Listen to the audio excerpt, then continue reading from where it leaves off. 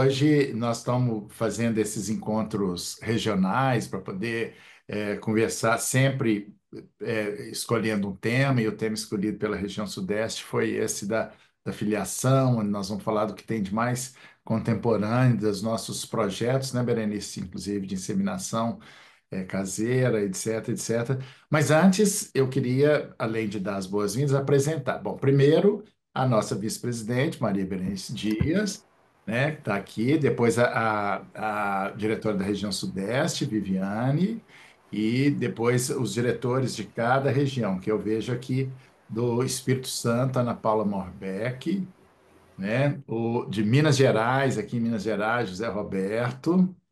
Depois de São Rodrigo, Paulo, boa antes um tarde. Depois pouquinho, cada um de vocês vai falar um pouquinho, tá? Porque os porque depois. a Gorete que agora está assumindo aqui a região de Minas.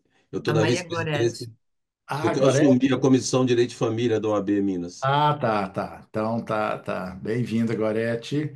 A Ana Paula Copriva, que é de São Paulo, né? E Luiz Cláudio, do o Rio. Luiz Cláudio, do Rio de Janeiro, né? Que é o que estava falando. Bom, então, gente, nós vamos começar a falar. Não tem uma formalidade. E bem-vinda a todas as pessoas que estão aqui, né, da diretoria. Tem gente que não é só da região Sudeste, que eu vejo aqui Eliane Justo, que nos acompanha, que é do Rio Grande do Sul, de Caxias do Sul, né, Eliana? E várias outras pessoas além do nosso suporte, o Roner Botelho, nosso assessor jurídico, editor, Super Roner e Super Maria José. Braço direito, esquerdo. Esquerdo, e a Maria José Marques também, É né, outra. que é outra, os dois super assessores. É, e então, é uma coisa mais informal, nós vamos falar do tema. Eu queria passar a palavra primeiro para Viviane, para falar, assim, cada um pode falar um tempo do tema ou não. E a ideia é fazer um debate, né? E fazer esse encontro da região Sudeste para que a gente possa criar identidades, né? Por exemplo, tem algumas regiões que têm uma identidade muito forte, a região Nordeste, por exemplo, né? A região Centro-Oeste está criando isso, então eu queria que a gente pudesse falar, né, e criar também essa identidade ao falar das nossas características. E eu, embora seja presidente nacional, eu sou daqui, de Minas Gerais, né? Então, e a gente pode falar, eu vou passar a palavra para cada um e que pode falar do que quiser, mas também fazendo uma chamada para o tema para a gente poder incitar o debate. Aliás, antes da Viviane, vamos seguindo aqui. Vou passar para Berenice, Viviane. Isso, Berenice. certo. Gente, que delícia esses encontros regionais. Acho que cada vez mais nós estamos procurando fazer isso no IBDFAN, por uma iniciativa do Rodrigo, sabe, de incentivar a aproximação das regiões, fazer eventos com os integrantes da região. Isso está sendo feito em algumas regiões com absoluto sucesso, e é bem como disse o Rodrigo, né? Se criar uma identidade, bobeia, sabe, faz um evento, publica livros, enfim, assim, para trazer até as pessoas que são da região e que a gente tem que acabar até valorizando, sabe, conhecendo e debatendo, porque essa interação com os demais, não só todos os sócios do BDFAM, mas com os das suas regiões, acho que é muito fundamental. E esta é uma das missões mais dignificantes das nossas coordenadoras regionais, que a Viviane é um expoente, né, de nós levarmos essa ideia à frente. Eu já vou dizendo, deixe que sobre um tema é o que vou falar. Inseminação caseira, deixa comigo. Ah, eu tô aqui com um acórdão, ó, super novinho, né? Que é do meu Paraná aqui. Ah, é Ah, verdade. Paraná, porque você tem dupla nacionalidade, Paraná e Pois São é, Paulo, né, Viviane? pois é, pois Eu é. vou criticar, professor. Tá, tá, vamos ver, vamos ver. É. Aqui é um espaço para o debate. Nós não Livre. precisamos pensar todos da mesma forma, né? O IBDF é um espaço da democracia e aliás, é muito importante, que só tem sentido nós estarmos aqui se tiver pensamentos divergentes, diferentes, para a gente poder crescer. Senão fica um saco vazio, né? Não para em pé, né? Mas vamos lá. Então tá. Viviane? Bom, eu dou as boas-vindas, né? Uma alegria estar aqui com o Rodrigo, com a Berenice. Uma alegria para mim também, porque esse é o primeiro evento, assim, oficialmente, que eu me coloco na posição de diretora aqui da região Sudeste. Não sou falsificada, eu quero dizer que já estou há 21 anos aqui em São mais 23 anos aqui em São Paulo. Já participei de todas as diretorias anteriores do IBDFAN daqui. Foi uma alegria enorme quando eu fui convidada a representar e a trabalhar aqui em prol da nossa região Sudeste, que é uma região enorme do IBDFAN, né? Dos nossos números, a nossa representatividade. E, e esse tema da filiação me é particularmente muito caro, porque quando eu estava ainda, para quem não sabe um pouquinho, acho que vale, eu posso me apresentar aqui, Rodrigo. Quando nós vimos o IBDFAN nascer, né? Rodrigo, Berenice, nós estávamos lá em 1997. Eu ajudei também a criar o IBDFAN lá no Paraná, trabalhei muito tempo pelo Paraná, e nessa época eu estava fazendo meu mestrado. E o meu mestrado tinha a ver com, naquele momento, a questão da adoção por homossexuais, né? Por homoafetivos, que depois nós evoluímos. A Berenice conseguiu cunhar esse, você vê a força do que é o Instituto, conseguiu cunhar um conceito jurídico, né? E mudar toda a simbologia, porque lá, quando eu estava estudando ainda, a gente se referia aos homossexuais e depois isso se transformou. Então, a filiação sempre foi um tema que teve muito presente. E naquele momento existia uma, uma carga ideológica muito dura em cima, justamente, nós estamos falando em 1999 até 2003, foi o tempo do meu mestrado, era como a gente falar do direito na Lua, assim, né? Era uma coisa absolutamente distante. E hoje já é um dado, graças a Deus, não só a questão da paridade, do tratamento da conjugalidade, né, dos parceiros homoafetivos com os heterossexuais, como também a questão da filiação, que a gente já viu crescer tanto as formas da filiação, as múltiplas formas de filiação serem reconhecidas. E agora me parece que o grande embate, eu não vou entrar no assunto, porque nós estamos aqui com a Berenice, que vai poder, né, dar uma aula sobre isso, mas eu acho que o grande embate da discussão agora é a respeito da questão da inseminação, ou seja, nós conseguimos ultrapassar uma barreira da filiação, digamos assim, meramente jurídica, né, que vinha lá da presunção pateris est. Passamos por uma filiação jurídica também, que é a questão da adoção, mas que tem que ter um elo socioafetivo que vincula adotante e adotado, ou casal e criança adotada. Conseguimos superar isso ainda através do reconhecimento da paternidade socioafetiva, né? Quer dizer, um passo Também foi gigante. um ganho do IBDFAN. Sem dúvida, Berenice, esses ganhos aqui não teriam sido possíveis na jurisprudência, no meu ponto de vista, nós não teríamos avançado se não fosse a produção que o IBDFAN fez nesse campo. E passamos ainda um outro guarda-chuva que foi a multiparentalidade. Eu participo de alguns eventos na América Latina, quando a gente fala em multiparentalidade, os olhos das pessoas brilham, porque é uma coisa tão diferente para eles e para nós uma conquista também consolidada. Então, assim, acho que a próxima fronteira agora é a igualdade do acesso da filiação por meio da reprodução humana assistida, né? Que tem todas essas implicações da questão do custo e de como essa forma de filiação, ela, ela tem que ser uma filiação que possa ser estendida a todas as camadas socioeconômicas, né? Porque nós sentimos as dificuldades naquilo que diz respeito às pessoas que não têm acesso aí a possibilidade dos tratamentos que são caríssimos, além de todos os outros impactos.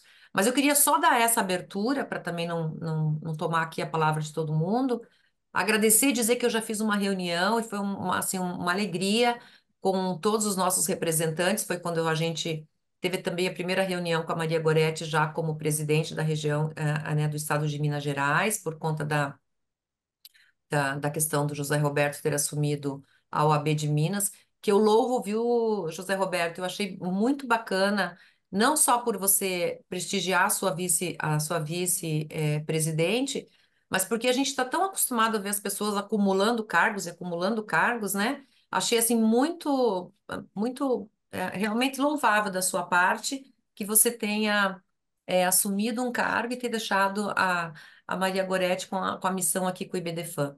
Tivemos a oportunidade de conversar com a Ana Morbeck, lá do Espírito Santo também, Ele né? substituiu, né, também recente a Flávia, né? Também. Você vê que nós precisamos de bons quadros sempre, nós temos bons quadros, né? Isso é muito legal. E a Ana Paula Copriva, que já é minha amiga aqui de longa data aqui em São Paulo, a gente começou fazendo eventos numa universidade em Rio Claro, né, Ana? Quando tudo era mato, como a gente fala aqui. E hoje a Ana está na presidência, também é um dínamo que a gente tem aqui no estado de São Paulo, em produção, em articulação, e fazendo um trabalho lindo.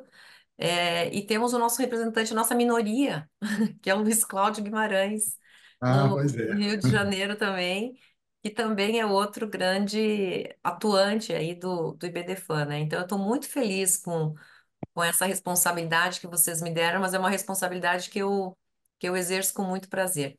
E queria só aqui cumprimentar a nossa plateia, se vocês me permitem, antes de passar a palavra, numa amiga muito recente que eu fiz nesse final de semana, que é a Maísa Nodari, que está aqui, e que é de Toledo, a terra lá do interior do Paraná, onde eu nasci, e nós nos conhecemos aqui em São Paulo. E ela está lá na PUC do Paraná. O Toledo hoje tem uma faculdade de Direito lá na PUC, né? Toledo tem muitas faculdades hoje, e ela é uma voz muito atuante lá na questão de protocolo de gênero, do direito das mulheres. Então, um orgulho e eu cumprimento toda a nossa plateia e os demais participantes na pessoa da Maísa. Obrigada pela tua presença, querida. Bom, devolvo a palavra para você, Rodrigo. Tá, obrigado. E eu vou costurando isso aqui, né? Nós vamos fazendo uma costura e vou dando palpite, falando, e porque uma das grandes evoluções do direito, né, gente? Eu já falei isso demais, quem já ouviu, me perdoe pela repetição, mas é muito importante que a gente veja o direito sob a perspectiva da parentalidade e da conjugalidade, né? A evolução do direito, né, sobre as questões da conjugalidade, ela é mais difícil porque ela envolve conteúdos morais muito mais complexos, né? E da parentalidade é mais simples porque ela não traz consigo esse conteúdo moral tão explícito, né? Agora, mas então, eu queria também realçar que quem usou pela primeira vez a expressão socioafetividade, que na verdade era pai socioafetivo, foi o hoje ministro Fachin, Luiz Edson Fachin. Então, professor, ele usou isso, eu sei porque eu fiz essa pesquisa para colocar no meu dicionário, né? Que eu queria, o dicionário, eu tento entrar um pouco na etimologia das palavras, então na origem, até onde eu encontrei, a primeira vez foi o Fachin. Mas, embora essas questões da parentalidade e de filiação, ela não traga consigo um conteúdo moral muito forte, eu queria trazer para vocês aqui uma informação que como vocês sabem, que eu trabalho com direito, psicanálise e também arte, né? E a arte sempre nos alimenta e nos remete a um lugar melhor, mais profundo. Eu queria recomendar, lembrar que vocês vejam um filme que está no streaming, que eu esqueci o nome dele aqui, daqui a pouco eu vou lembrar, que é da origem, o Rony pode me ajudar, tá até, porque eu tenho um livro que ao final de cada capítulo eu indico filmes. Então, nessa indicação de filmes sobre filiação, tem a história da FIV, né? Como surgiu na Inglaterra na década de 70, 80. Ana Paula está balançando, se você souber o nome, Ana Paula, me ajude a lembrar. Está escrito lá na edição que está saindo, mas eu esqueci. Se o Rony lembrar, me ajude aqui, porque é muito legal esse filme, tem tudo a ver com isso que nós estamos falando aqui. Não sei se Berenice chegou a ver. Eu te mandei, Berenice, mas porque todo filme legal que eu vejo, eu mando para Berenice, Berenice me manda. Então a gente troca isso. Mas esse é muito conveniente que vocês vejam, porque é a história, como que surgiu? Pesquisadores da universidade lá de Londres começaram a desenvolver isso e o preconceito que encontraram, né, para começar a fazer isso, né? A mãe da pesquisadora, ela quase excomungou essa menina, entra questões religiosas e o direito de família o tempo todo entram questões religiosas. Um dos assuntos que nós vamos falar aqui, que a Berenice vai destacar, entram questões de mercado também. Mas o direito de família ele é atravessado por essas questões morais o tempo todo. Então, ver hoje, isso está ultrapassado, mas ver aquele filme dessa FIV, né, disso que surgiu em 1970, na década de 70, final de 70, 80, as pesquisas, como esses pesquisadores enfrentaram resistências. E eu lembrei muito de nós, as resistências que nós enfrentamos no IBDFAN para avançar na nossa luta por novos direitos, né, por direitos mais humanos, humanizados e tal. Então, você sabe qual que é esse filme, Ana Paula? Daquela Chama obra Joy, Joy, Joy. Joy, Joy. É, É tá isso. na Netflix, se não me engano, né? Ou na Na Netflix. Netflix. Então, vocês É têm um muito para bom. casa hoje de ver o filme, tá? Mas é muito legal, é muito agradável. E conta isso, essa história. Então, vocês vão continuar essa reunião aqui hoje na Netflix depois, tá? Bom, então eu passo a palavra Vamos ver. para quem A vai. Márcia está com a mão levantadinha. Quem? A Márcia. A Márcia, tá, Márcia, mas espera aí. Primeiro, a Márcia vai falar, sim, mas primeiro nós vamos deixar os diretores estaduais falarem, cada um dos diretores estaduais falarem. A gente pode começar, quem? Ana Paula, tem a Ana Paula Morbeck e a Ana Paula Copriva. Quer começar, Ana Paula Copriva, depois a Ana Paula Morbeck. Posso começar. Vocês me ouvem bem? Porque hoje tudo que podia dar errado aqui deu, de internet, de conexão, de tudo. Mas vocês estão me ouvindo, tá ótimo. Sim, Bom, em primeiro lugar, boa tarde. Que bom, né? Que boa essa iniciativa da gente poder nos aproximar, ainda que assim, né? Já que não dá para reunir todo mundo toda hora. Então, que seja online, vale a pena, né?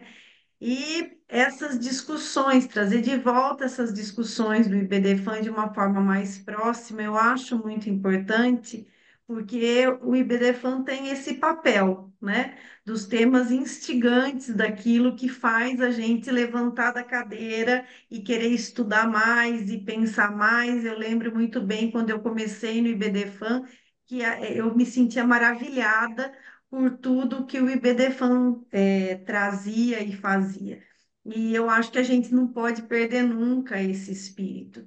E quando a gente trata desse assunto das inseminações artificiais, é uma coisa que me fez por muito tempo parar para estudar, para entender, para olhar, né? E eu tenho dito muito aqui que a gente precisa pensar cada vez mais fora da caixinha e a gente precisa olhar para situações que não são as nossas, né? Então, quem vive dentro, e eu estou dizendo porque me sinto assim, vivendo dentro de uma grande bolha cor-de-rosa, né? Com todos os meus direitos resguardados e tutelados pelo Estado, e penso em quem não tem, né? Lembro do Zeno Veloso, com todas as questões que ele trazia fazendo a gente lembrar disso, né? De pessoas que merecem tutela e não as têm. E o que pega muito para mim nesse caso aqui da fertilização caseira é o preconceito, né? Quando a gente pensa que se eu, Ana Paula, solteira, tivesse uma criança e levasse um homem comigo para o cartório e dissesse este é o pai, quem iria contestar e dizer para mim que não, né? E o meu filho, a minha filha, estariam protegidos e tutelados a partir daquele momento e tudo correria muito bem, obrigada. Então, por que quando a gente trata principalmente de casais homoafetivos, a gente não vai ter tutela e proteção? O que é que realmente impede que isso aconteça? Então, essa discussão e esses temas de hoje me deixaram muito contentes porque eu penso que a gente tem que retomar e trazer sempre, não retomar, né, mas trazer sempre à tona esse protagonismo do IBDFAN, tudo que o IBDFAN faz para mudar as situações e para trazer tutela, né, para todas as pessoas indistintamente. Então, estou muito contente e satisfeita por isso hoje, por essa reunião. Obrigado, Ana Paula. E eu, continuando com a minha costura, vou passar para outra Ana Paula, mas antes lembrando de um fator histórico que quem é mais velho se lembra. Na década de 60, 70, começaram as chamadas produções independentes. Lembram disso? A turma que for mais nova aqui talvez não se lembre. Uma pessoa, uma mulher que queria ter filho, ela tinha relação com uma pessoa, tinha filho e muitas vezes nem contava quem era o pai, né? Lembram disso? Depois surgiram os bancos de sêmen. Essa questão dos bancos de sêmen, né, do doador anônimo, também é uma questão que o IBDFAN, inclusive, já levou bomba num projeto lá uma vez, por causa do anonimato Parto anônimo. do parto anônimo, projeto parto anônimo. Mas é isso, olha só, na evolução histórica, como a história é importante. Na década de 60, as produções independentes. Depois começou. Eu tenho uma amiga que fez isso e ela guarda as 7 chaves e segredo o nome do pai. Bom, ela, ela tem o direito de fazer isso, né? É a discussão aqui, o nosso foco principal é a inseminação caseira, mas nós estamos falando sobre esse sistema de filiação na origem histórica e ela guarda 7 chaves. Eu sempre achei isso um horror, porque não pode contar, porque vai que o pai é casado, alguma relação proibida, mas e o filho? Porque a perspectiva que mudou totalmente no direito é que tudo isso deve ser visto sob a perspectiva do filho, né, da criança. Então, essa evolução histórica, ela é muito importante. Nós começamos lá, comecei a falar da década de 70, 80, depois voltei para 60, as produções independentes, até chegar, até quando nós culminaremos com o hoje, que a Berenice vai falar, mas antes disso, quero saber o que a Ana Paula quer acrescentar. Ana Paula Morbeck, presidente do IBDFAN do Espírito Santo. Olá, boa tarde e boa noite, né? Nem sei, a gente está nesse meio aí que a gente não sabe nem como cumprimentar. Mas muita felicidade de estar aqui com vocês hoje, debatendo sobre tema de filiação, de um modo geral, né? De um modo amplo, muito importante na nossa sociedade. Registrar aqui, como a Ana Paula falou, do IBDFAN, quando eu comecei a frequentar o IBDFAN, eu falava assim, gente, eu saio dos congressos, dos encontros, parece que eu levei uma machadada na minha cabeça. E como que foi importante fazer parte do IBDFAN para eu criar, para eu quebrar meus próprios conceitos e preconceitos e ampliar a visão como um todo. E a gente chega aqui nessa questão da socioafetividade, que é um tema assim que eu gosto muito. Recentemente, talvez vocês aqui tenham acompanhado, a gente teve um caso emblemático aqui no estado, que aí foi o registro de 3 pais e uma mãe para a criança, que já vivia nesse contexto, né? E isso teve uma ampla divulgação, assim, no Globo, nos jornais daqui, mas foi até mais, foi no Globo, foi no Terra, em vários sites. E eu fui observando, assim, os comentários das pessoas, para ver até como que a população recebe esse tipo de formato, né, familiar.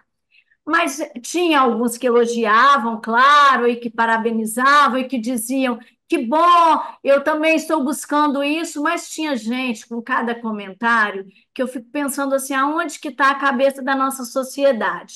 Teve um que chegou a um absurdo de comentar assim, coitada dessa criança, como vai fazer para preencher um formulário? E aí eu fiquei pensando, sabe, Maria Berenice, estava doida para te falar isso, como é que pode as pessoas ainda acharem que a gente só funciona se couber dentro de um formulário? Quer dizer, aquilo que você vive, os seus afetos, a sua vida real, ela não importa. O que importa é você dentro de um formulário. Então, deixamos de existir para caber num formulário. Né? Foi muito emblemático isso. Mas muito bom a gente estar aqui e abrindo essa discussão aí sobre todo. Quero ouvir vocês também sobre essas questões.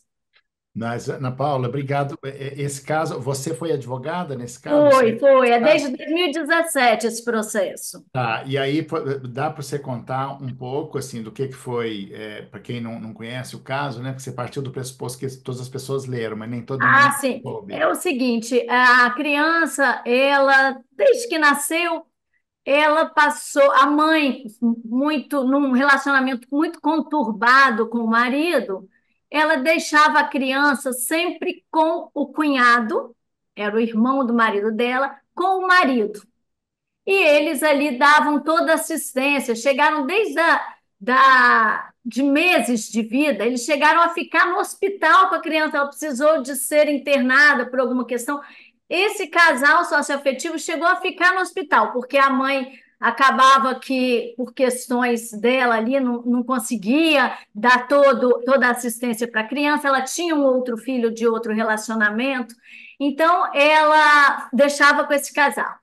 Acabou que esse casal precisou se mudar para um local um pouco mais distante, mas na mesma cidade, e levaram a criança com ele, pai e mãe concordando, de vez em quando iam lá, conviviam e tal. E quando a criança já estava lá com seus 7 anos de idade, eles falaram assim: chega, né, menos até, uns 6, 5 anos, 5 a 6 anos.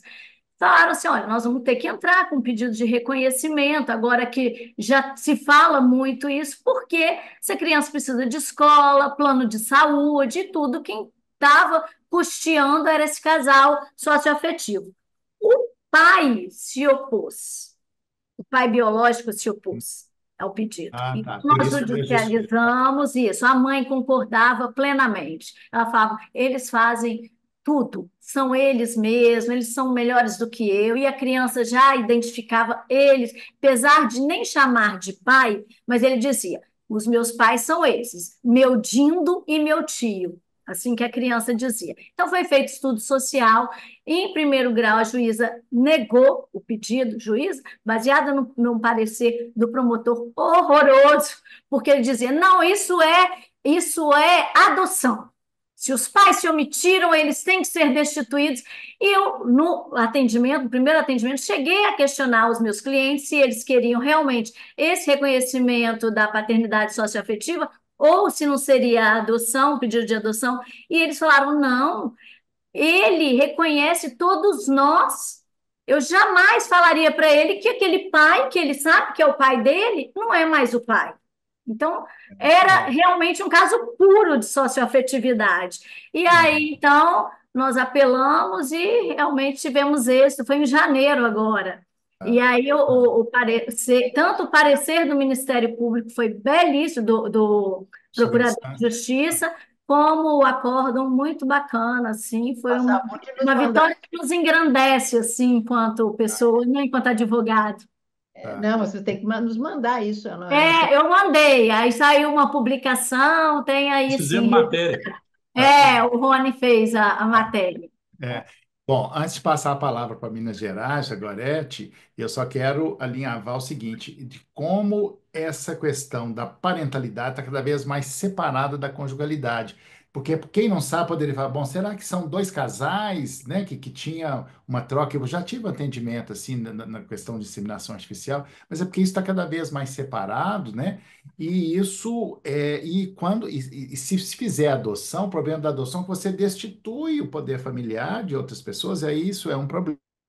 E eu devo informar para vocês que eu já fiz uma adoção aqui em Minas Gerais, primeira no Brasil, em que eu fiz a adoção de 4 pessoas, né? Porque assim, uma mulher teve um filho do namorado que depois apareceu, e uma outra que conheceu essa mulher no interior de Minas, e elas começaram a estabelecer uma relação de amizade, e essa mulher que queria criar o filho, e a moça era muito nova, e aí ia dar em adoção para ela. Mas aí aparece o pai, que não tinha até então na certidão de nascimento, e então essa criança passou a ter pai e mãe, o que ficaria mais difícil a adoção. O que que eu consegui, que é inédito, é que os pais biológicos permaneceram, né, e fez uma adoção de 4 pessoas. Não sei se você já ouviu falar disso. Isso foi na cidade de Ipatinga, comparecendo. Olha só. Então, nós temos que ter a criatividade, tudo isso é possível, porque não foi preciso destituir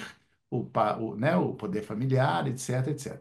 Bom, mas isso, vamos ver o que que a Gorete tem a falar sobre isso. A Gorete é advogada aqui de Minas, né, brilhante, ela foi minha aluna estagiária, trabalhou no escritório, a gente se conhece desde criancinha, né, Gorete? E agora é a atual presidente do IBDFAN MG.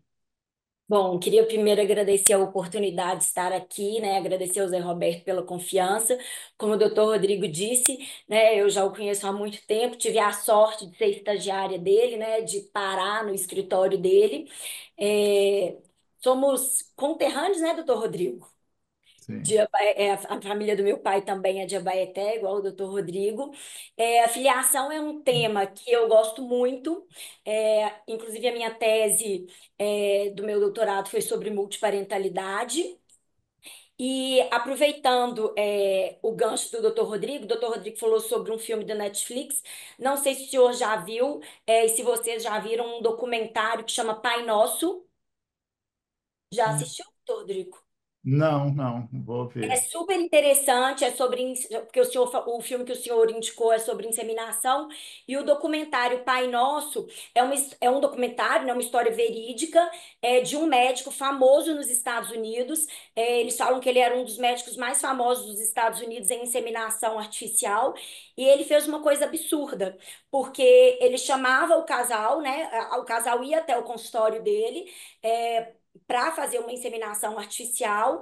Ele falava com o marido: olha, vai ali, né, e colhe seu material genético que eu vou implantar agora na sua mulher. E ele descartava o material genético do marido e ele utilizava o material genético dele. Então, as pessoas começaram, né, a descobrir. Nos Estados Unidos eles têm um sistema diferente. Você faz o exame em DNA e ele vai falando: olha, você tem um parente próximo aqui, você tem um parente próximo aqui. E quando eles terminaram o documentário, eles já tinham descoberto mais de 100 irmãos num raio de 40 quilômetros.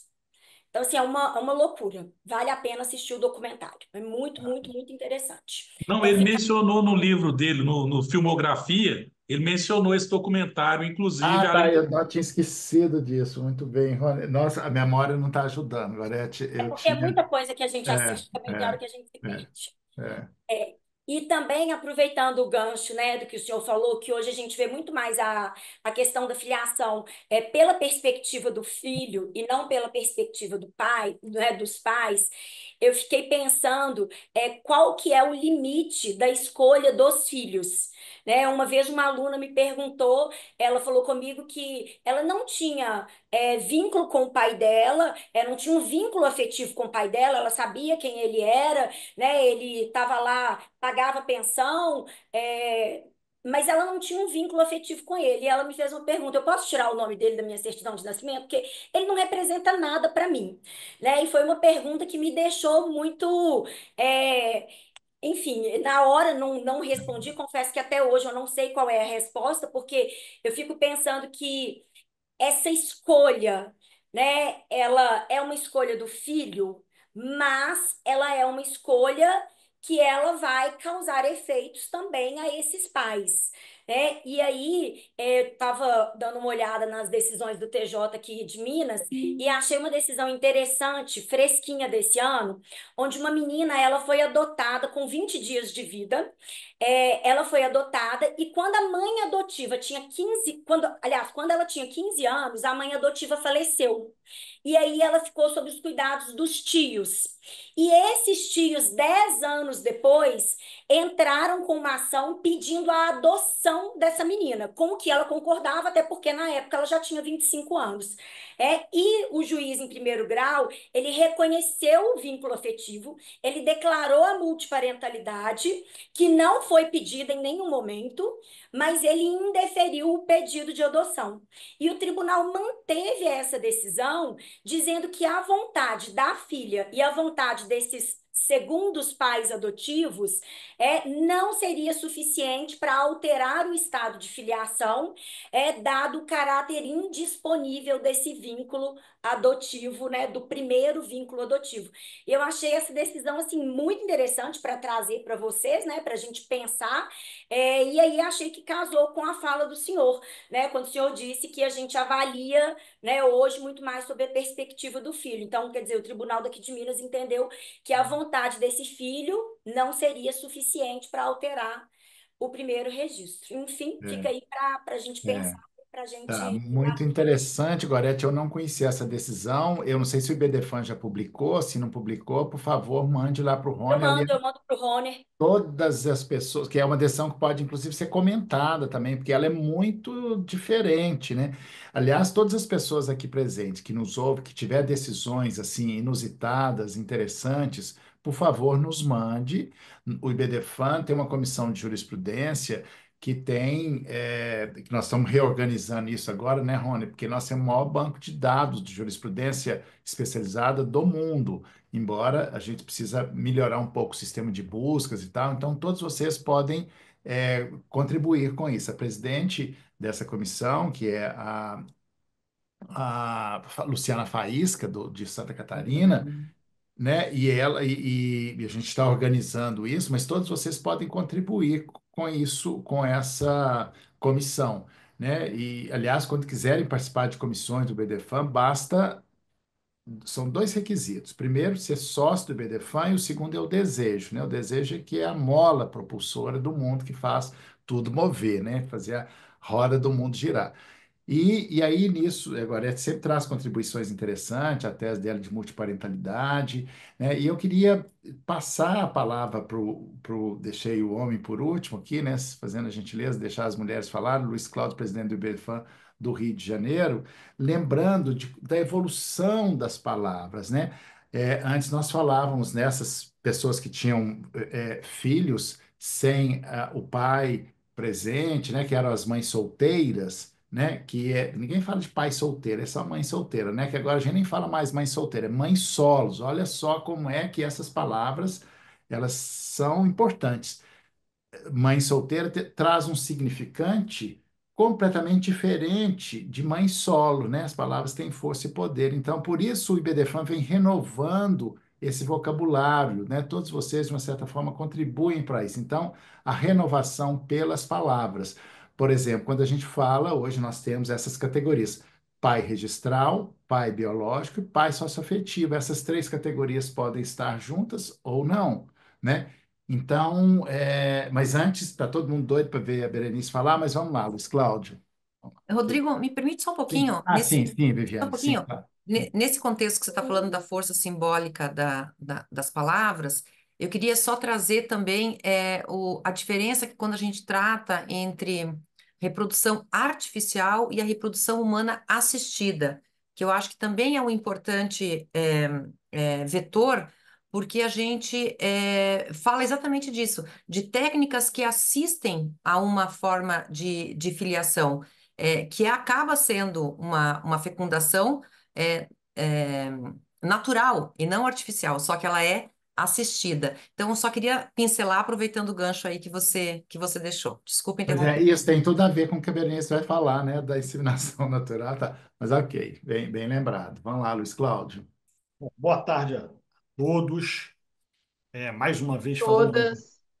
em todas, desculpem, tá? É que eu tô meio rouco, Berenice. Aí eu falei pouco. É, além de tudo que já falaram do IBDFAN, a única coisa que eu fico chateado é que eu me formei em 1997. E quando eu me formei e comecei a trabalhar, eu vi que perdi um ano da faculdade, porque o IBDFAN veio e mudou tudo aquilo que eu tinha aprendido, né? E quando eu me formei, a gente não discutia, né? Assim, tinha um divórcio, que a gente ainda falava em separação. Não tinha discussão, né?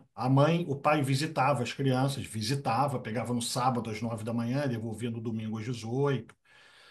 A gente tinha uma pensão alimentícia, a gente não tinha, as mulheres quase não tinham, quase não, né? Não tinham nem de perto os direitos e o espaço que tem hoje. Mas, você vê, direito de família era dado em um ano na faculdade. Hoje eu acho que 5 anos não basta. E isso graças ao IBDFAN. Falando sobre tudo que vocês já falaram aí, o Rodrigo fala sempre de arte. Eu sei que eu vou falar agora e vai ter muita gente que vai falar que o que eu vou dizer agora não é arte, mas como o Rodrigo e eu somos noveleiros convictos, a gente pode ver aí quanto tempo as novelas vêm trazendo discussões que nós falamos hoje, né? A gente vem aí, tinha uma novela que era Barriga de Aluguel, teve a outra novela que a moça que trabalhava numa casa era uma empregada doméstica, pegou a camisinha com sêmen para poder introduzir, tentar engravidar, que eu não lembro nem agora qual foi o resultado. Então, assim, tem muita coisa que a gente já vem e que a gente vê que a sociedade vem trazendo, né, através das suas expressões. A novela, eu acho que é uma das expressões mais populares que nós temos e que a gente vai lutando e que, se não é o IBDFAN mesmo, a gente não vai conseguir fazer nada, porque a legislação não avança e a gente também tem que arejar, né? Arejar principalmente os jogadores, porque Cristiano Chaves, eu lembro todo o curso que ele dava, ele olhava, ele fazia assim, ele começava, ele perguntava assim, tinham lá 150 pessoas, ele falava assim, quantas pessoas, dos que estão aqui, quantos são advogados? Aí um bando levantava mão, psicólogo, um bando, ele perguntava, magistrado, um, dois. E aí um dia ele chegou para mim e falou assim, olha, quando você começar a divulgar curso, não manda mais para os magistrados, manda para os assessores, que pelo menos eles vêm. E aí vocês vão ter uns julgamentos melhores. E eu falava, Cris, você tem razão. Mas assim, eu vou pegar o que a Gorete falou por último.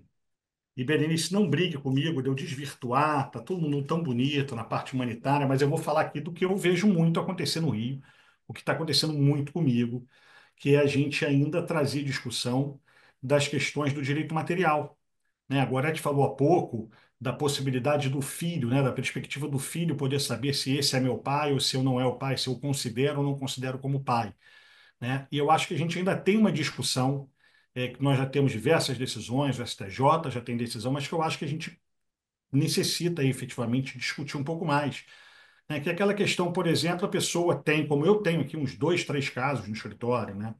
A pessoa tem, o Rodrigo há pouco falou, se a gente pode ter concomitantemente o pai registral, o pai biológico, o pai socioafetivo, né? Eu tenho um caso que o pai era registral, a filha diz que sempre soube que aquele pai registral não era o pai dela, mas que sempre foi criado por ela. E aí ela descobre que o pai biológico, que ela diz que sabia quem era o pai biológico, mas agora que o pai biológico está falecendo, ela ingressa com investigação de paternidade. O sujeito está internado, está contando os dias de vida. E aí, aquela discussão que nós temos. Será que para os efeitos também materiais, para os efeitos patrimoniais, basta o vínculo biológico? Aí a gente não vai requerer que tenha o efetivo exercício da paternidade, porque toda vez que a gente fala da paternidade, a gente sempre pensa no exercício, na história, no estado de posse de filho, né? A gente sempre pensa nisso. O Rodrigo sempre brinca que a verdadeira paternidade vem com a adoção, né? Que você vai lá e escolhe.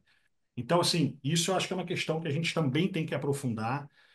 O João Aguirre tem um artigo belíssimo sobre isso, em que ele traz diversos, traz o Tartucci, traz o Aguirre, traz o Schreiber. O Schreiber até chama essas ações de ações argentárias. Então, eu acho que a gente tinha que pensar nisso, né? Quer dizer, eu não estou dizendo aqui de se vetar a busca pela verdade biológica, pela ancestralidade, de maneira alguma. Eu só acho que também é uma questão que a gente tem que pensar se não é necessário que para você ter todos os efeitos efetivos de uma paternidade, você não tem que demonstrar que teve efetivamente ali aquele exercício da paternidade e aquele exercício da filiação, né? Porque eu acho que é uma via de mão dupla. Não é só o pai que tem que ser pai, o filho tem que se demonstrar filho, ainda mais em situações como essa. A pessoa está lá com seus 45 anos, diz que desde os 6 sabe quem é o pai e sabe que o pai registral não é o pai, mas ele é que criou e tudo, e aí, agora, quando o pai está com seus quase 90 e está muito mal, acamado, se tem uma ação de investigação de paternidade, na qual a filha sequer fala que, por exemplo, está preocupada, que quer ver os cuidados, ela nem quer visitar. Então, eu acho que são alguns aspectos que a gente poderia debater também. Ok, Ou seja, o obrigado. pai não conviveu. Nunca. Pois O é. pai biológico, nunca. Então, tu está partindo do premissa que quem tinha que procurar o pai era a filha. E se ela não procurou o pai, ela não ganha nem herança do pai. Ao menos ela ganha herança, não ganhou nem atenção, nem cuidado, nem nada, ao menos que fica o patrimônio do pai. Mas o pai nem sabia que ela era filha dele. Ah, A tá. mãe é que contou. Gente, essa é uma questão. Tem a tese de doutorado da Rosana Fachin fala exatamente sobre isso, desse encontro, confronto, encontro, desencontro de pai biológico e pai socioafetivo, essa ponderação que deve ser feita, esse equilíbrio aí. Mas eu quero passar, porque nós programamos essa reunião, porque reunião boa é aquela que não demora muito, né? Para 1 hora. Eu já vi que nós vamos ter que prorrogar aí pelo menos uns 10 minutos, porque senão não vai dar tempo, que depois que a Berenice falar, eu queria ouvir a Márcia e mais quem quiser falar. Mas antes de passar a palavra para a Berenice, e se você preferir, Berenice, ouvir a Márcia, que vai ser muito rápida, porque aí ela provavelmente, ou deixa ela falar depois, porque ela vai, talvez ela fale alguma coisa que é uma ponderação contra a inseminação artificial, e é bom porque você, não exatamente contra, mas uma ponderação, né, Márcia? Que aí você, na sua fala, você já pode rebater o contra-argumento dela, fazer algum comentário. Mas antes de passar, você prefere assim ou você fala e depois a Márcia fala? Ela já deve estar cansada de estar com a mãozinha assim, Tá, demorando. tá. Não, não, não, bom, Não e tem só antes ainda problema, de passar professora. para a Márcia, tá, Márcia, Não aí tem problema. você fala rapidamente, mas só quero destacar aqui no chat duas, uma fala do da Catiúcia, né, perguntando se tem alguém na região norte. Depois entra em contato conosco, Catiúcia. Eu não sei de onde você é, mas entra em contato com a gente no privado para conversar sobre isso. E uma outra do Lúcio Antônio, que eu perdi aqui, que fala que esse encontro está sendo. Alexandre Abreu Lúcio. Estou considerando o encontro muito bom, melhor que os congressos diante da forma de realização. Muito bom, Alexandre, que dê você se apresente, devia ter falado, é bom ouvir isso, porque esses debates, uma coisa mais informal assim, pouco tempo. Ah, tá, apareceu lá, Alexandre, que é aqui de Minas Gerais, né? Então tá, obrigado pela fala. Vamos lá, Márcia, então, rapidamente, assim, o seu contraponto. Ou você prefere que a Berenice fale primeiro? Não, como o Tá, senhor ok. quiser, professor. Fica à Tá. vontade. Então tá, Como só quiser. fala. Você quer fazer uma ponderação É. sobre a inseminação caseira, né? A inseminação caseira é sobre a questão na área da saúde, como profissional de saúde há 48 anos, além de advogada. Trabalhei com mulheres pobres, crianças pobres, e eu acho que não é porque é pobre que vai ter um atendimento precário, porque fazer inseminação caseira sem que o sêmen passe por uma avaliação, se tem problema de DSTAs, doenças sexualmente transmissíveis, que pode trazer uma contaminação para a mulher, inclusive no momento da manipulação da seringa, que também ela não vai estar num local salubre, ela vai estar num local insalubre, na casa dela, ela não vai saber quanto que ela tem que aprofundar essa seringa. No futuro, essa criança pode ter síndrome. Eu trabalhei com muitas crianças com síndrome. É terrível, né? A presença de micro-organismos. Então, essa falta de controle em relação ao sêmen do doador. Tem uma matéria que saiu publicada aqui no Estadão, aqui em São Paulo, de um corretor de imóveis que ele já vendeu sêmen para 100 mulheres. 100 mulheres ele vendeu para a internet. E ele disse que os 100 filhos são todos parecidos com ele, as 100 crianças. A professora Viviane foi minha professora no curso de especialização do professor Tartucci, excelente professora. Então, a minha preocupação é isso. Então, deveria ter alguma regra, alguma lei para poder proteger essas mulheres. Claro que se nasce uma criança de uma inseminação caseira, ela não pode ficar sem registro, senão ela vai ser uma criança pátrida. Nasceu no solo brasileiro, filha de pais ou mães brasileiras e não tem um registro. Mas não pode se tornar regra. A gente precisaria buscar uma solução para essas mulheres pobres poderem ter o mesmo atendimento que a mulher que tem condição, seja num hospital filantrópico, seja na área do sistema público de saúde, para evitar esse problema de contaminação, né? De micro-organismos ou de doenças sexualmente transmissíveis, porque no futuro é que vai aparecer o problema da criança, o problema de saúde. E também controlar, porque imagina um homem vender o sêmen para 100 mulheres aqui em São Paulo. E eu gostaria de deixar registrado o filme, um documentário também da Netflix, que se chama O Homem com Mil Filhos. É aquele holandês que já tem mais de 1.000 crianças, que já promoveu até o incesto, ele conseguiu promover o incesto, né? Meio-irmãos que se casaram na Holanda, e ele já tem o sêmen dele espalhado para o mundo todo. Inclusive na África, alguns países compraram o sêmen dele porque eles querem buscar o branqueamento da raça. Isso tudo está no documentário, é muito interessante. Então, eu acho assim que não poderia ser uma regra essa questão da inseminação caseira. A mulher precisa, sim, ter uma proteção, e não é porque ela é pobre. Ela precisa ter a proteção como qualquer mulher, professor. A Bri- segurança da Obrigado, inseminação, Márcia. tá bom? Obrigado, Márcia, pelas ponderações. Berenice, então, tens a palavra. Em primeiro lugar, assim, ó, fazer filho é a coisa mais fácil que se tem e ninguém tem qualquer tipo de preocupação, sabe, de fazer filho na balada, na areia da praia, enfim, sem nenhum outro tipo de cuidado, tá? E os filhos nascem desse jeito. E com relação à inseminação caseira, que não tem outra forma das pessoas poderem realizar o sonho garantido constitucionalmente de ter uma família, né? O acesso a essas formas de reprodução assistida são absolutamente impossível de serem alcançadas por 90% da nossa população. Ou seja, são procedimentos muito caros. Diz que o Sistema Único faz, mas a gente sabe que as coisas não funcionam assim. E assim, ó, independentemente disso, as pessoas fazem. A posição contrária do Conselho Federal de Medicina, que eu nem sei por que ele é ouvido quando se discute as questões jurídicas, a questão do registro de nascimento, nós estamos em outra seara. Se existem esses riscos, que eu acho que é verdade, que a Márcia fala que existem, então, assim, compete ao Conselho Federal de Medicina, sabe, regulamentar isso, né, suas resoluções. Olha, se forem fazer dessa forma, comprem seringa descartável, use não sei o quê, façam antes exame de não sei quanto, a maioria das pessoas, até que eu saiba, faz esse tipo. São filhos muito planejados, são filhos muito desejados.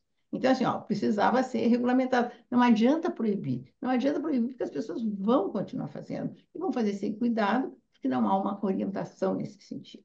Tá? Então, assim, ó, para fazer na clínica, há todo um cuidado da clínica, sabe, regulamentado e tal, pelo Conselho Federal de Medicina, que tem que assinar um papel, com testemunha, com firma reconhecida e tal. Bom, para proteger médicos e os pacientes. Só que acabou o Conselho Federal, o CNJ, sendo induzido em erro por este requisito do Conselho Federal de Medicina para promover o registro das crianças.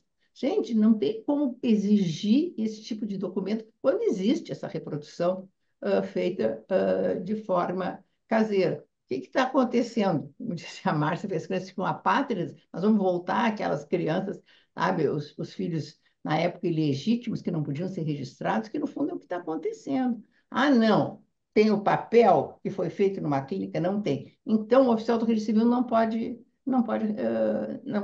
registrar.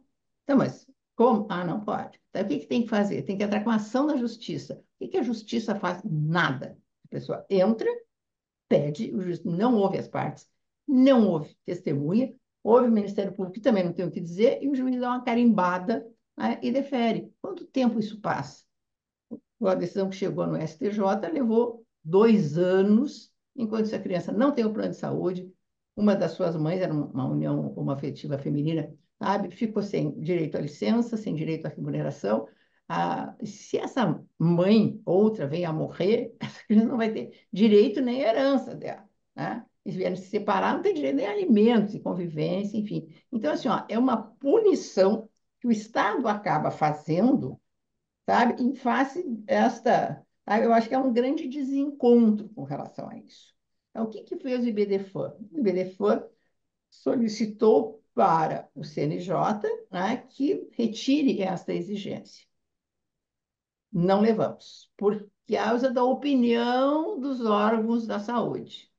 Eu nem sei por que eles são ouvidos.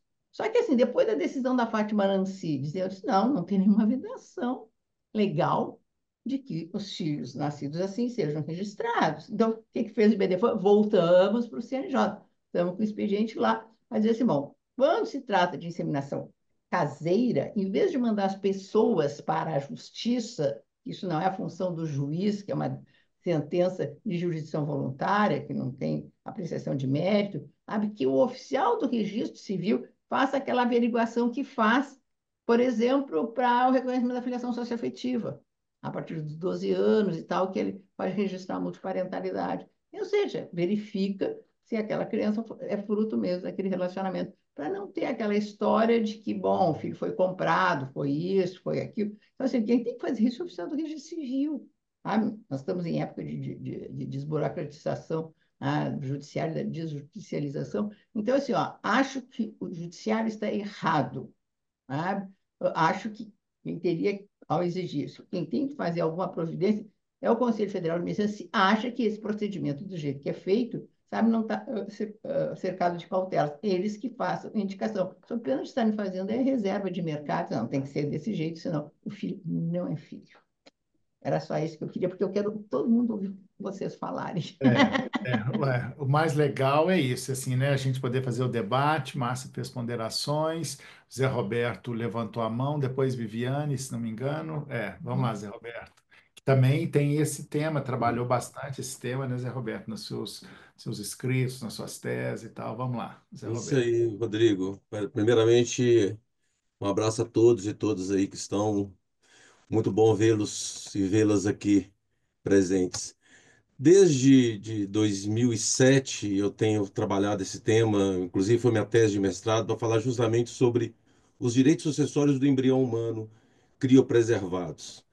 E acabei de também acabar de refazer alguns comentários em homenagem à minha orientadora, a Maria de Fátima.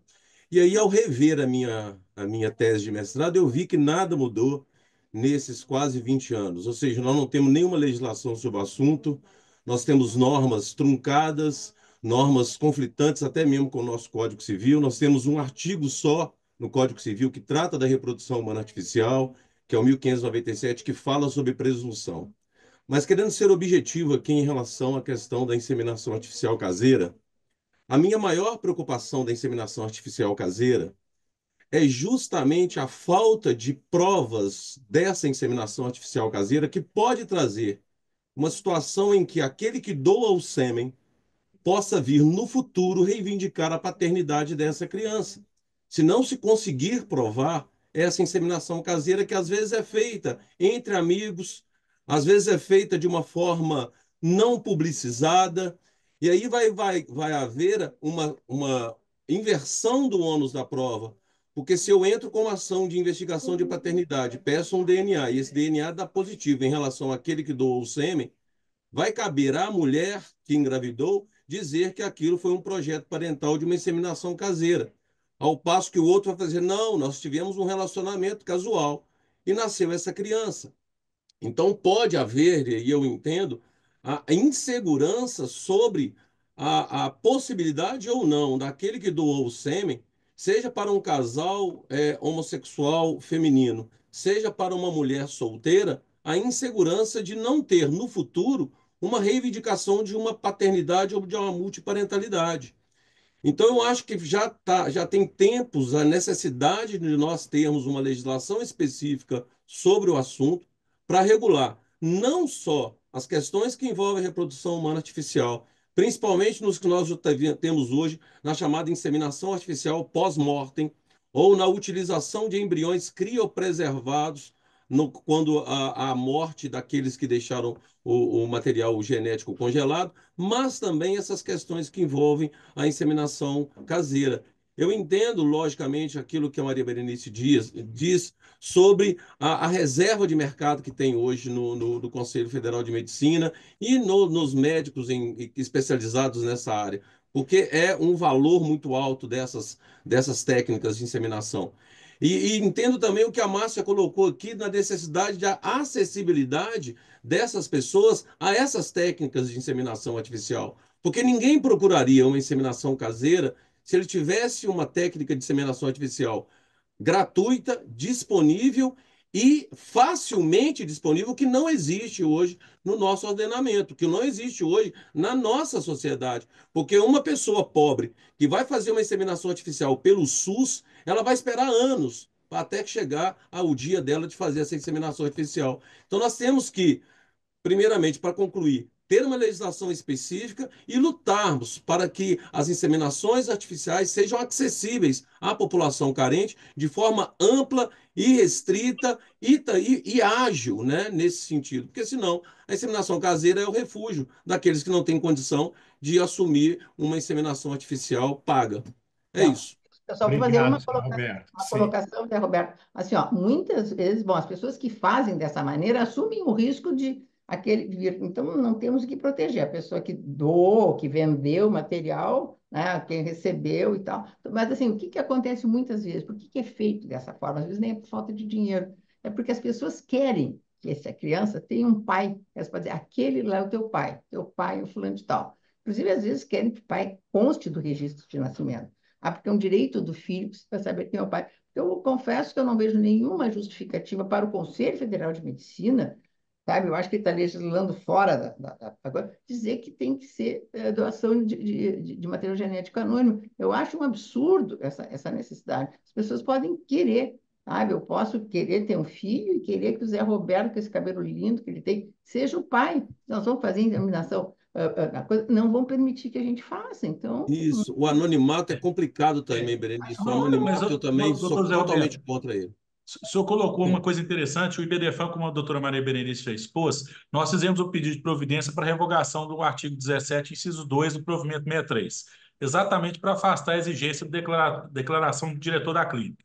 Só que nós não conseguimos levar por questões N do Conselho Federal de Medicina, questão e tal. Só que aí veio o fato novo no STJ, que a doutora Maria Berenice fez a sustentação oral pelo IBDFAN, como amicus curiae, e veio um fato novo, a qual nos motivou a intentar novamente um pedido de providência, só que dessa vez a gente está levando a responsabilidade para o registrador civil, porque nessa circunstância um termo declaratório de filiação resolveria o seu problema de atestar que essas pessoas se envolveram numa reprodução assistida.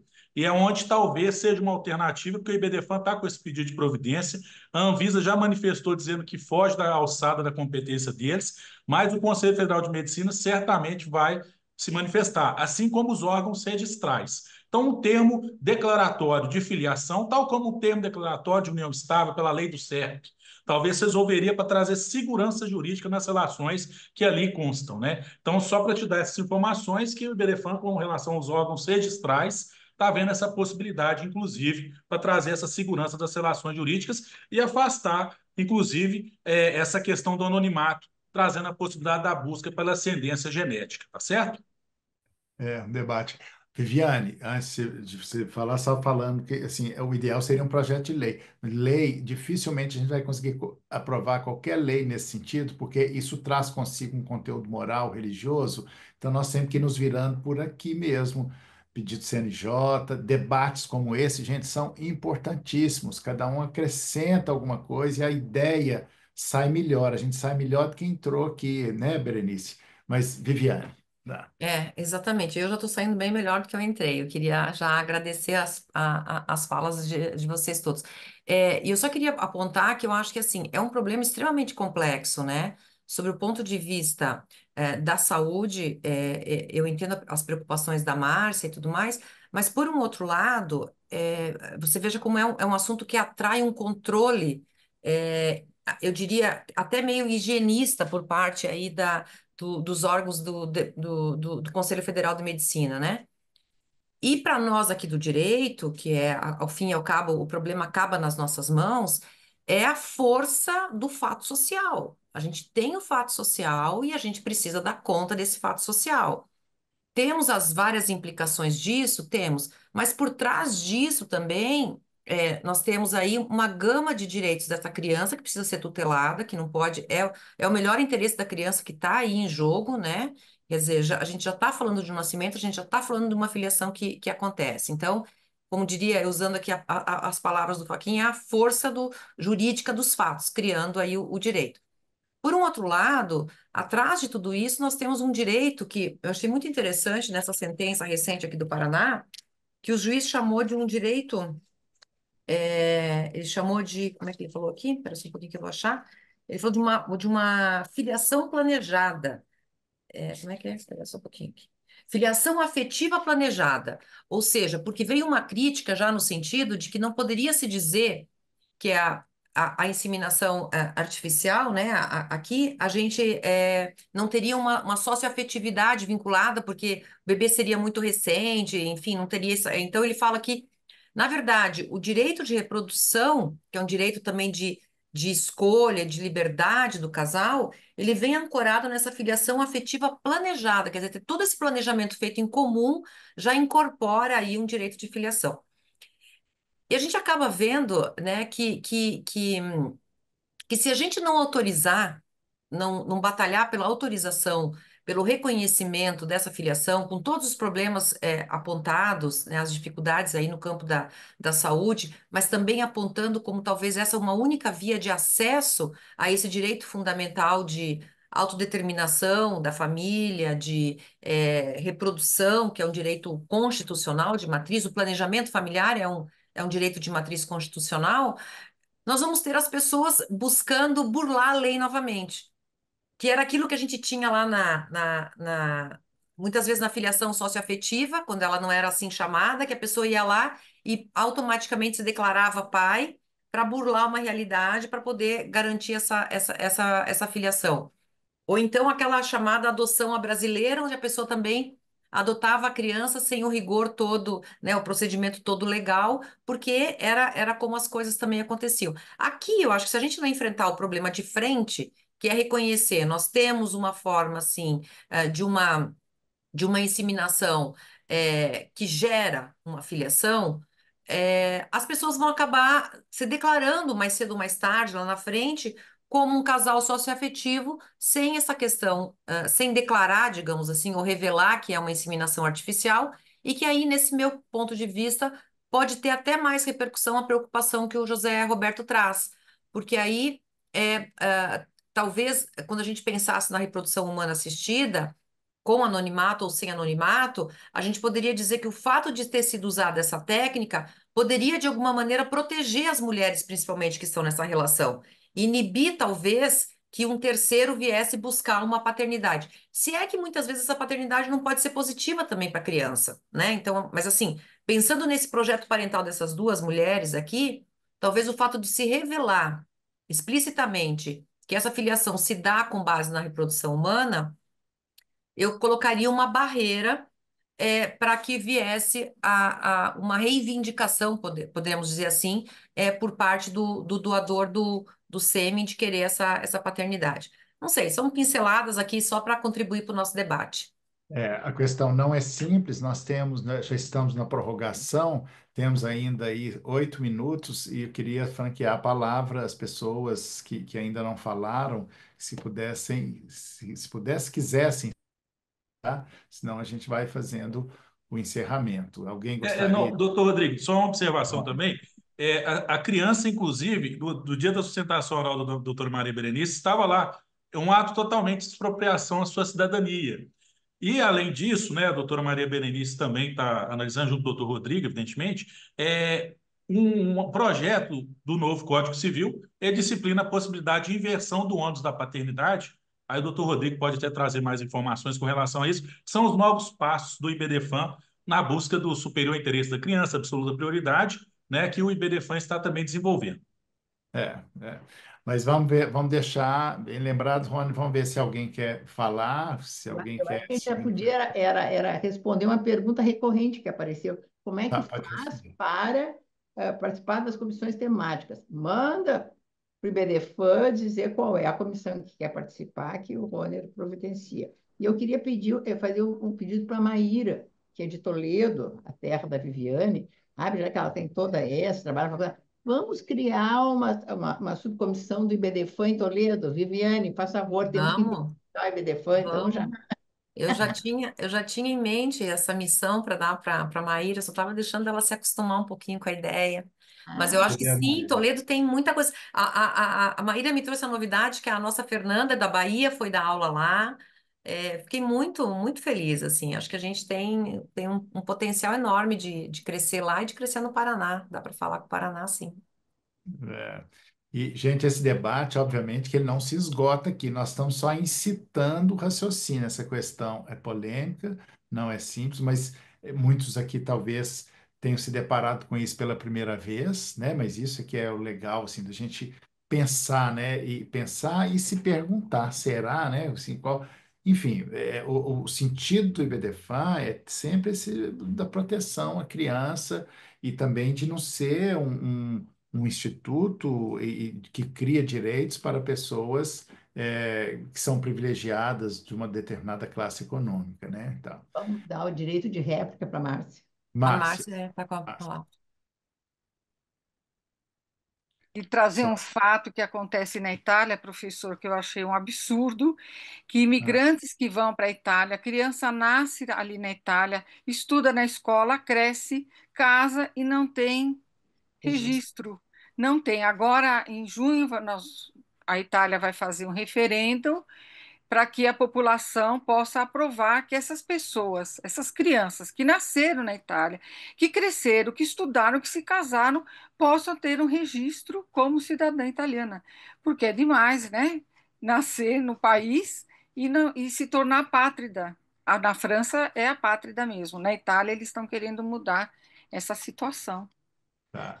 Obrigado, É Márcia, isso. mais uma informação. Gente, o IBDFAN é engraçado quando a gente vai falando, as coisas vão ficando mais claras, né? Tem duas perspectivas aqui que antes as pessoas viam e achavam normal. Agora, quando fala isso, esses dois pontos só que eu vou falar para a gente encerrar, e que eu já acho um absurdo isso, e isso não é normal. Primeiro, é que o ônus da prova da investigação de paternidade é sempre da mãe, por que que não é do pai? Você vai lá e fala, olha, porque o pai sempre corre do exame de DNA e tal. Isso faz parte do projeto Código Civil e também uma perspectiva, um projeto aí do IBDFAN, em breve vocês terão notícia.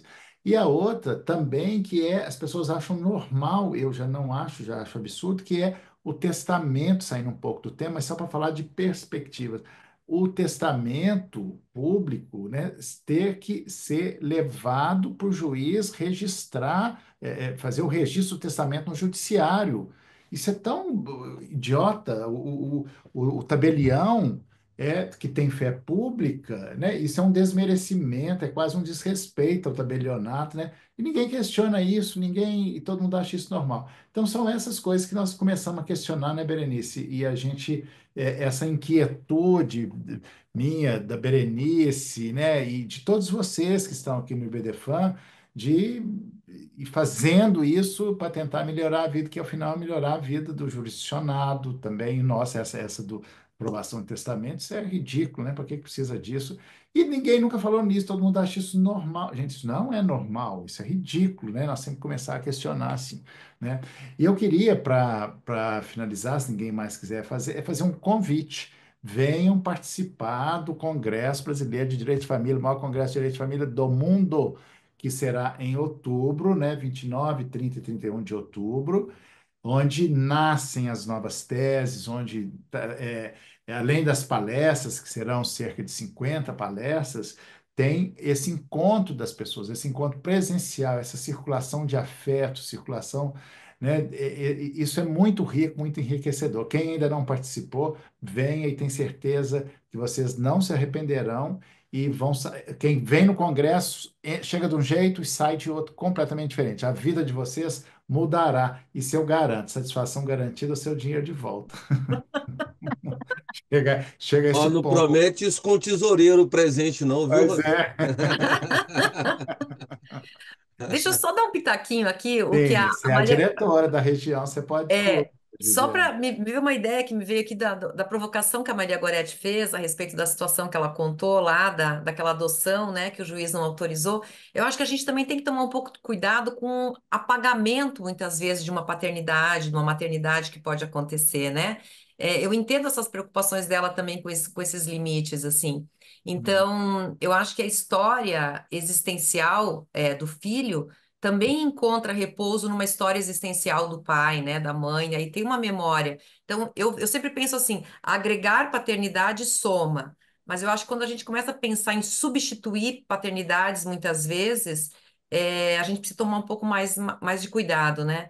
Eu costumo dizer, não pode ser aquela canga que nem fizeram com a gente com o nome das mulheres. Bota o nome, tira o nome. Bota o nome da mulher casada, tira o nome da mulher casada, né? Porque era assim. Você casava, você recebia o nome. Aí, quando você se divorciava, a primeira coisa que faziam era tirar seu nome.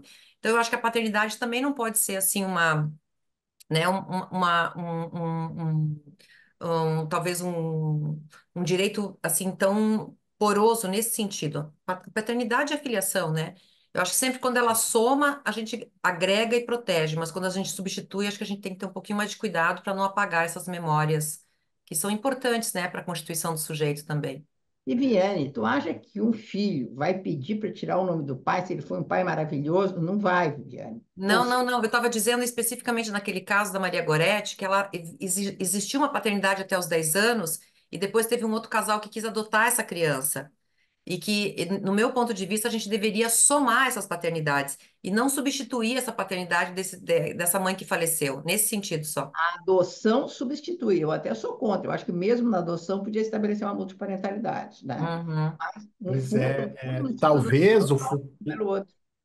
talvez o futuro da adoção seja o da multiparentalidade, Eu né? acho. Essa coisa de excluir. Gente, isso é uma coisa muito do futuro, é uma perspectiva muito futurista.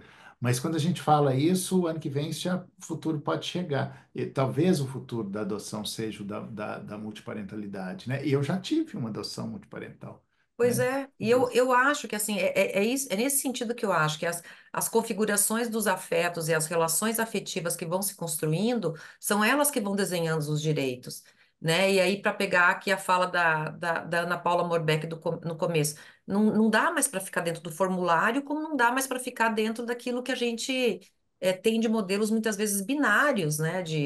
Ou de filiação, a gente já explodiu tanto esse conceito, expandiu isso tanto o direito das famílias, gente, vamos lembrar, a gente falava de família heterossexual, ponto. Hoje a gente olha a riqueza isso são os fatos sociais que trouxeram essa força e o IBDFAN que conseguiu essas conquistas. Isso ninguém tira do É, IBDFAN. A última coisinha que sim, eu vou falar Gorete, rapidinho, doutor sim. Rodrigo, aproveitando, né, a fala da Viviane, que o senhor falou que acha que talvez a multiparentalidade pode ser o futuro, um outro julgado do TJ daqui de Minas também, onde o pai afetivo, que era o padrasto, né, e deu um upgrade, né, virou o pai afetivo, ele requereu também a adoção e porque o pai estava em local incerto e não sabido. Então, esse pai já não via essa criança há muitos anos. Inclusive, ele foi citado por edital, apresentou contestação através da Defensoria Pública por negativa geral, e o tribunal entendeu que deveria haver, nesse caso, a multiparentalidade e não a adoção. E o tribunal verbalizou, né, escreveu que a adoção poderia prejudicar a criança, porque a multiparentalidade iria garantir direitos e deveres de ambos os pais. Então, um Eu Gente, outro olha, julgado também bem Eu interessante. sou absolutamente contra a adoção unilateral previsto pelo ECA, e principalmente assim, então, se morre o pai, vejo que o padrasto pode adotar, e essa criança vai ficar até sem os avós, já perder um filho, vai perder também um é, neto, sabe? É bem isso, um É, apagamento é, do vínculo. um Eu sou apagamento, né? absolutamente apagamento. contra a É nesse adoção sentido que a unilateral. Viviane estava falando. Então, gente, olha que interessante como é que o pensamento ele vai pairando sobre todos nós, né? Essa discussão que nós tivemos aqui hoje, cada um falando um pouquinho, a riqueza que é isso e de como isso interfere na nossa vida, no nosso pensamento e de como isso vai se multiplicando no nosso dia a dia. Cada um de nós que fizer uma petição já tem uma frase a mais, um conteúdo a mais. Isso é que é a evolução do pensamento jurídico. Isso é muito bacana, muito legal, né? E eu achei muito legal essa fase da Ana Paula Morbeck, quando ela fala assim, quando ela deu esse exemplo, né, do formulário, assim, foi a concretude disso, né? Assim, então, nós todos temos que caber no formulário, né? Temos que caber no formulário. Será que nós temos que caber no formulário?